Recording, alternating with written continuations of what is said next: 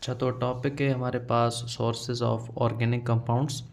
तो दो हमारे पास मेन सोर्सेज होते हैं, ये फर्दर डिवाइड होते हैं। तो एक तो लिविंग होते हैं एनिमल्स और प्लांट्स, और दूसरे हमारे होते हैं मिनरल्स, जैसे कि कोल हो गया, पेट्रोलियम हो गया एंड गैसेस हो गया। तो इनको हम वन बाय वन डिस्कस करते हैं। अच्छा, सबसे पहले ये जो भी हमारे मिनरल्स होते हैं ये हमारी अर्थ में प्रेजेंट होते हैं, आपको पता होगा। तो कोल देख लेते हैं। अब कोल क्या है? Coal is made up of different hydrocarbons. Coal जो है वो डिफरेंट हाइड्रोकार्बन से बना हुआ आता है।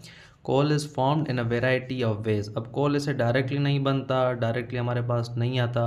कुछ स्टेप्स होते हैं जिनके ज़रिए जो हमें कोल मिलता है। अब इसकी जो फॉर्मेशन होती है कोल की, उसको हम बोलते हैं कार्बोनाइजेशन, या इसको नेचुरल कार्बोनाइजेशन भी बोला जाता है। अब इसमें होता क्या है कि जो वुड होता है वो कन्वर्ट होता है कोल में, और उस प्रोसेस को हम बोलते हैं कार्बोनाइजेशन। ठीक है। अब जैसे स्टेप बाय स्टेप हम देख लेते हैं। वुड वुड है, उसमें 40% क्या होता है? उसमें 40% हमारा समझ लेंगे कोल होता है। ठीक है। बाकी जो है उसमें काफ़ी सारी इम्प्योरिटीज़ होती हैं। तो होता क्या है कि जब प्लांट है, जब उसकी डेथ हो जाती है तो उसमें स्टार्ट हो जाती है डीकम्पोजिशन। लिविंग है, जाहिर सी बात है, तो उसकी बॉडी डीकम्पोज होती है।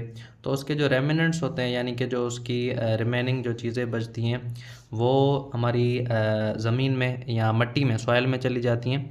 तो सॉइल एरोजन, यानी कि सॉइल एरोजन होता है, रेन होता है, बारिश होती है, तो वो ज़मीन के अंदर चला जाता है या मिट्टी के अंदर चला जाता है। ठीक है।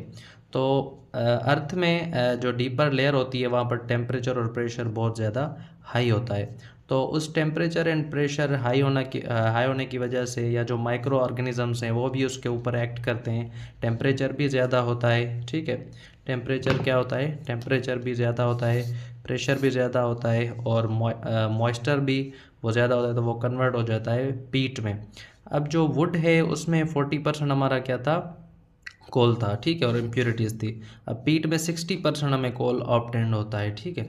अब क्या होता है कि ये मज़ीद हमारे अर्थ की जो डीपर लेयर है उसमें चला जाता है, और वहाँ पर भी टेम्परेचर प्रेशर ज़्यादा होता है, तो ये कन्वर्ट हो जाता है फिर लिग्नाइट में। अब लिग्नाइट लेस मॉइस्चर होता है और इसमें स्टिल इम्प्योरिटीज़ प्रेजेंट है, लेकिन यहाँ पर हमें जो कोल मिल रहा है वो मिल रहा है 70%। ठीक है।